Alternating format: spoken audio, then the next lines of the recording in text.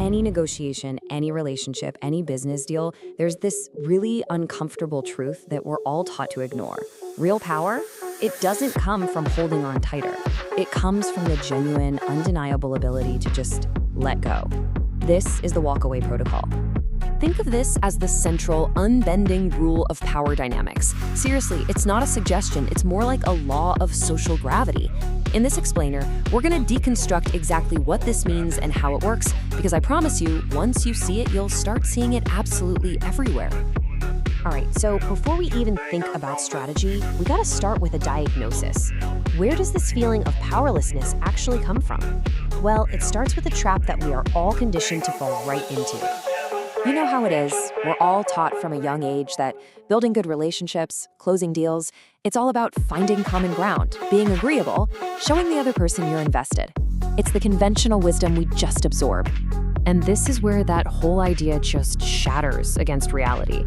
Because when you desperately need that job, or that client, or that partner, your attempts to compromise aren't a negotiation. No, they're basically a request for permission to survive in their world. So let's be super clear about what neediness actually is.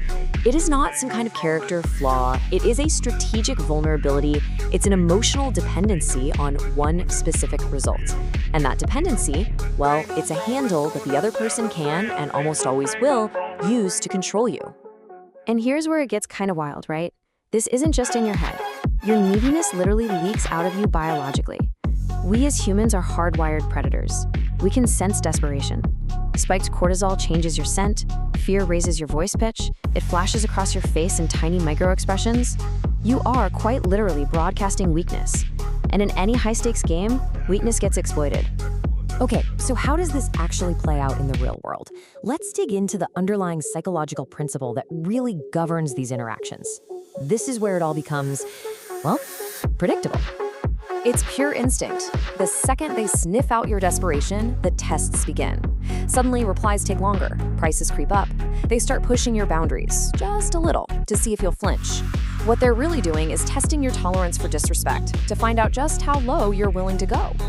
This table breaks it down perfectly. You've got two totally opposing mindsets here.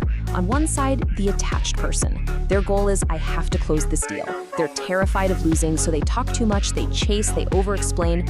On the other side, the detached person. Their goal is, I'll only close if the terms are perfect. They listen more, they observe. Their greatest strength is their willingness to just get up and leave without making a sound. Now, who do you think really controls that room? This is the goal right here. This is what we call emotional sovereignty. It's what elite hostage negotiators practice. It's not about not caring. Oh no.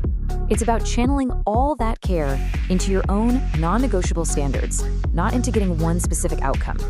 You are fiercely committed to your own value, but utterly detached from needing them to validate it. All right, we've talked a lot about the why, so now let's get tactical. Let's talk about the how. This is the actual framework for implementing the art of detachment. You gotta understand, this quote just nails it. Detachment isn't some tool you pull out of your pocket to get power. No, it becomes the source of the power itself.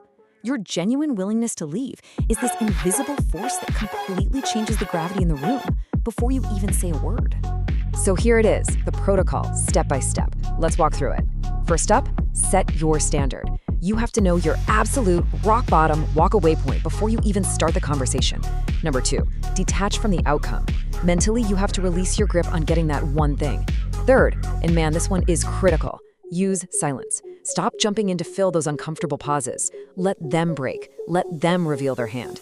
And finally, you have to be genuinely prepared, physically and emotionally, to just stand up and walk away if your standard isn't met. Okay, let's pause for a second, because this is super important. This whole protocol is like a surgical tool. It's designed to fix situations where you're being undervalued or disrespected. It's an elite filter. It is not a blunt instrument you use in your healthy, committed relationships built on mutual trust. Remember, you don't walk away from everything, you walk away from disrespect. And that brings us to what is, without a doubt, the most important part of this whole thing. You see, you can't fake this. Detachment can't just be an act. It has to be built on a real, solid foundation. I really want this to sink in. If you're just pretending you don't care, if it's all just a bluff, a good negotiator will smell it a mile away and call you on it. A bluff is not power. It's just you hoping, maybe even praying, that the other person folds before you're forced to. True detachment is a reflection of your actual, genuine position. So where does this real power come from? It's earned in the dark, when nobody's watching. It's earned through thousands of hours of practice that make you so good they can't ignore you. It's earned by building so many other options that no single no can ever break you. I mean, just look at this table for a second. It spells it all out. The person in the hostage column has one big client, one stream of income, maybe one person they rely on for everything. They literally can't walk away. But the sovereign individual, they've got multiple clients, multiple income streams, and they are self-reliant. Walking away costs them almost nothing. Which position would you rather be in? So how do you actually do it? How do you build that fortress? You stop focusing on the negotiation itself, and you start focusing on making it irrelevant. You build a skill set so valuable, your absence creates a vacuum.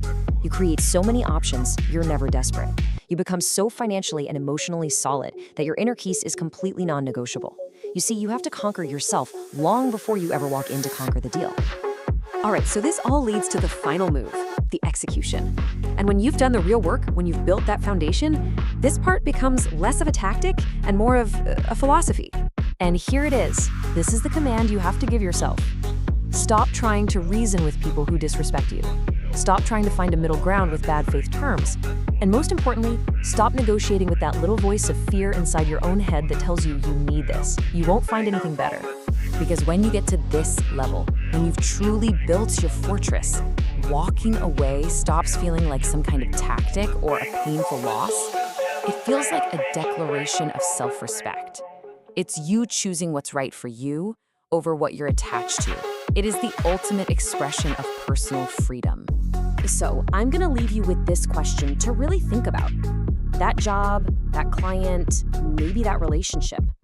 What situation in your life has a leash on you? Not because it has any real power, but simply because you have refused to grant yourself permission to walk away.